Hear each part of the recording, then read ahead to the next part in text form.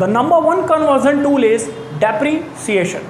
और अगर मैं गलत नहीं हूँ तो फिक्स्ड एसेट की वैल्यू में लॉस होने को ही हम डेप्रीसिएशन कहते हैं। एग्जाम्पल के तौर पे मान लो यार कि तुमने एक नई एलईडी टीवी 20,000 रुपये की खरीद के लाई और तुमने उस पर 2 साल को जम के रामायण, महाभारत, क्रिकेट, कार्टून, मतलब व्हाट्सोएवर यार खूब देखा।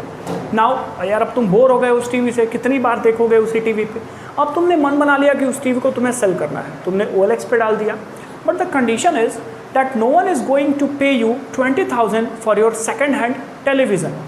मान लो कि तुम्हारी डील पक्की हुई 15,000 रुपये में, जबकि तुमने लिया कितने में था, 20,000 रुपये में।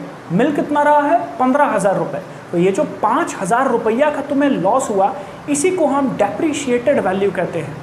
रीज़न क्या है बेटा, क्योंकि 2 साल कॉन्टिन्यूअस तुमने फिक्स्ड एसेट को यूज़ किया और अगर तुमने यूज़ किया तो उसकी कुछ वैल्यू लॉस होगी, मतलब उसकी वैल्यू कम होगी। और ये यहाँ पे इस एग्जाम्पल के हिसाब से 5,000 रुपये वैल्यू डेप्रीसिएशन आएगा। क्वेश्चन में इसे यूज़ कैसे करेंगे, देखो डेप्रीसिएशन पहला बेसिक फॉर्मूला बनेगा, depreciation is equal to gross minus net value. यानी ग्रॉस वैल्यू में से अगर हम नेट वैल्यू डिडक्ट करते हैं तो हमें डेप्रीसिएशन की वैल्यू मिल जाएगी। इसी एग्जाम्पल के बेसिस पे 20,000 value was the gross value जिस पे तुमने टेलीविज़न खरीदा होगा घर पे, and after 2 years you have sold it on 15,000 rupees. तो 20 में से 15 घटाई तो यार इतना तो कर ही सकते हो कष्ट करके।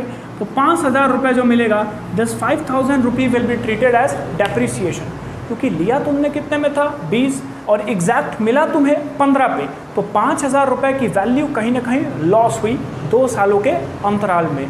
एक इंपॉर्टेंट चीज़ और, gross means it is inclusive of depreciation and net means it is exclusive of depreciation. और अगर तुमसे ग्रॉस निकलवाता है क्वेश्चन में तो gross is equal to net plus depreciation. यानी नेट वैल्यू इस एग्जाम्पल के हिसाब से टीवी की तुम्हें मिली कितनी थी, 15,000, प्लस डेप्रीसिएशन कितना उस पर पता चला, 5,000। तो you will attain the gross value. और इसी तरह से आप नेट वैल्यू भी निकाल सकते हैं कि अगर तुम्हें क्वेश्चन में नेट वैल्यू निकालना है तो ग्रॉस वैल्यू माइनस डेप्रीसिएशन करेंगे तो आपको नेट वैल्यू पता चल जाएगी। Obviously 20,000 was the gross value minus depreciation is equal to 15,000 आपकी नेट वैल्यू। तो ज़िंदगी में जैसे मूव ऑन करना ज़रूरी है, उसी तरह हम मूव करते हैं फिलहाल कन्वर्जन 2 पे। So the second conversion tool is NIT, that is net indirect tax. Basic formula जो पहले हम पढ़ेंगे, that is indirect tax minus subsidy. तो इनडायरेक्ट टैक्स मतलब कि कमोडिटी पे कितना टैक्स गवर्नमेंट ने लगाया, और सब्सिडी अगर उसके अगेंस्ट में गवर्नमेंट कुछ देती है प्रोड्यूसर को, तो उस वैल्यू को डिडक्ट करने के बाद इनडायरेक्ट टैक्स में से आपको एक नेट इनडायरेक्ट टैक्स की वैल्यू मिलती है। एक और तरीके से हम नेट इनडायरेक्ट टैक्स कैलकुलेट कर सकते हैं, that net indirect tax is equal to market price minus factor cost. ये मार्केट प्राइस क्या है? मार्केट प्राइस वो प्राइस होता है जिस प्राइस पे कोई भी कमोडिटी मार्केट में मिलती है। वहीं अगर बात करूँ फैक्टर कॉस्ट पे, तो कोई भी कमोडिटी फैक्ट्री में जिस कॉस्ट पे बनती है, याद रखना जिस कॉस्ट पे बनती है उसे हम फैक्टर कॉस्ट के नाम से जानते हैं। अगर मैं आपसे सेम एग्जांपल पे डील करूं तो याद करिए, टेलीविज़न हमने परचेज़ किया था 20,000 पे, ठीक है, लेकिन मान लो कि वही टेलीविज़न फैक्ट्री में बनी कितने की होगी, सपोज करते हैं कि 10,000। अब यार देखो, फैक्ट्री में बनी तो 10,000 पे, लेकिन हम आप कंज्यूमर्स उसे परचेज़ किए मार्केट प्राइस पे यानी 20,000 पे, और बीच में ये जो गेम हो गया ना, इसी को हम कहते हैं नेट इनडायरेक्ट टैक्स जो ऐड होता है। खैर, नेट इनडायरेक्ट के साथ साथ फैक्टर कॉस्ट से मार्केट प्राइस के सफ़र तक कुछ चीज़ों का वैल्यू एडिशन और ऐड होता है। जैसे यार अब प्रोड्यूसर कुछ ना कुछ प्रॉफिट तो लेगा ही, तो फैक्टर कॉस्ट चूँकि बनी 10,000 पे टीवी, तो कुछ अपना ये प्रॉफिट ऐड करेगा, कुछ ट्रांसपोर्टेशन कॉस्ट ऐड होगा, ये सारी चीज़ें ऐड होंगी। गवर्नमेंट इस पर टैक्स लगाती है, तो ये सब कुछ ऐड होते हुए मार्केट प्राइस बनता है। लेकिन नेशनल इनकम अकाउंटिंग में यहाँ प्रॉफिट और ट्रांसपोर्टेशन जैसी चीज़ों को एक्सक्लूड करते हैं और सिर्फ ये मानते हैं कि फैक्टर कॉस्ट से मार्केट प्राइस तक के सफ़र में जो भी वैल्यू एडिशन ऐड हुई, उस वैल्यू एडिशन को हम नेट इनडायरेक्ट टैक्स ही कहते हैं। यानी एग्जांपल के हिसाब से 10,000 was the cost of the television which is produced in the factory and the 20,000 is being paid by you while purchasing the television, तो बीच में जो भी वैल्यू ऐड हुई वो गवर्नमेंट के द्वारा ही टैक्स लगाई गई, और लगाई कितनी गई तो आपको यहाँ से पता चल जाएगा, डैट इज़ 10,000। दो चीज़ें आपसे क्वेश्चन में और पूछ सकता है यार, चलो जल्दी जल्दी करते हैं। मार्केट प्राइस आपसे कैलकुलेट करा सकता है बेटा, और फैक्टर कॉस्ट कैलकुलेट करा सकता है। तो यहाँ मार्केट प्राइस को हम निकाल सकते हैं factor cost plus net indirect tax, तो आपको मार्केट प्राइस की वैल्यू मिल जाएगी। उसी एग्जांपल पे चर्चा करें तो 10,000 वैल्यू लगी थी उस टेलीविज़न की कॉस्ट, जबकि 10,000 गवर्नमेंट ने टैक्स ऐड किया था, तो ओवरऑल 20,000 मार्केट प्राइस हो जाएगी जो आपने क्या किया था, पे किया था टीवी खरीदते समय। वहीं अगर बात करते हैं फैक्टर कॉस्ट की, तो factor cost is equal to market price. अब यहाँ इनडायरेक्ट टैक्स घटाएंगे क्योंकि हमें फैक्टर कॉस्ट पे पहुँचना है, माइनस नेट इनडायरेक्ट टैक्स। तो 20,000 was the market price minus 10,000 that is net indirect tax, आपको 10,000 मिल जाएगी फैक्टर कॉस्ट। फाइनली आ गए हैं अपने अंतिम चरण में, that is third conversion tool जो हमें पढ़ना है, net factor income from abroad. Screenshot लेके नोट करते रहिएगा क्योंकि प्रैक्टिकल क्वेश्चंस इन्हीं सारी चीज़ों से सॉल्व होंगे। NFIA जिसे कहते हैं, बेसिक फॉर्मूला है FIFA minus FITA, factor income from abroad minus factor income to abroad. ये फैक्टर इनकम और ये फ्रॉम अब्रॉड। अब यार एक चीज़ मैंने तुम्हें बताया था, सही बता रहा हूँ, पिछले वीडियोस मेरे देख लेना तुम, डिस्क्रिप्शन में लिंक है, कि नेशनल इनकम अकाउंटिंग में सिर्फ और सिर्फ फैक्टर इनकम ही ऐड होते हैं, और ये वो इनकम है जो अब्रॉड से कमाई गई है। मतलब यार उदाहरण के तौर पे मान लो तुम्हारे घर के कोई प्रिय सदस्य विदेश में रहते हैं, मतलब काबिल लोग ही तो विदेश जाएंगे, तुम थोड़ी ना जाओ, तो खैर ठीक है, मतलब जो भी है यार। तो फैक्टर इनकम वो कमाए अब्रॉड से, मतलब विदेश से कुछ वो पैसा कमा के अगर भारत भेजते हैं तो उसे हम फैक्टर इनकम फ्रॉम अब्रॉड कहते हैं। और मान लो इसी तरह से कोई विदेशी आदमी अगर भारत में काम करता है और यहाँ से वो पैसा कमा के अगर अपने देश में ले जाए तो उसे कहते हैं फैक्टर इनकम टू अब्रॉड, और इसी के डिफरेंस को हम NFIA कहते हैं।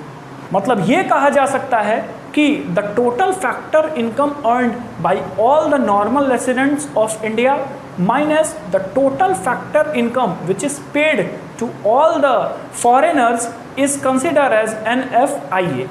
ठीक है, तो एक तो ये बेसिक फॉर्मूला हो गया।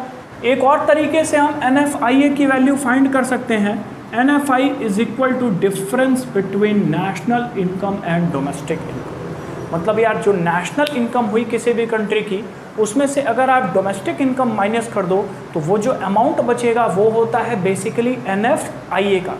एग्जाम्पल अगर लें, मान लो भारत की नेशनल इनकम है 2000 करोड़ माइनस भारत की डोमेस्टिक इनकम यानी कि within our economic territory थी 1500 करोड़। तो ये जो 500 करोड़ आए, ये आए कहाँ से? तो ये वो पैसा है जो हमारे इंडियंस गर्व से फॉरेन कंट्री से कमा के अपने देश में लाते हैं। तो ये जो 500 करोड़ है ये फॉरेन कंट्री से पैसा कमाया हुआ इनकम है। दो चीज़ें इसमें भी फर्दर कैलकुलेट करते हैं, डैट इज़ अगर आपको नेशनल इनकम कैलकुलेट करना है या आपको डोमेस्टिक इनकम कैलकुलेट करना है, तो नेशनल इनकम कैलकुलेट करने के लिए आपकी कंट्री की डोमेस्टिक इनकम जितनी है प्लस जो आप बाहर से इनकम लाए यानी NFIA, इसको आप ऐड कर दोगे तो नेशनल इनकम मिला। नेक्स्ट डोमेस्टिक इनकम कैलकुलेट करने के लिए टोटल नेशनल इनकम में से जो भी net factor income from abroad की इनकम होती है, अगर आप उसको डिडक्ट कर दोगे तो वापस आप पहुंच जाओगे डोमेस्टिक इनकम के कंसेप्ट पे। एक और चीज़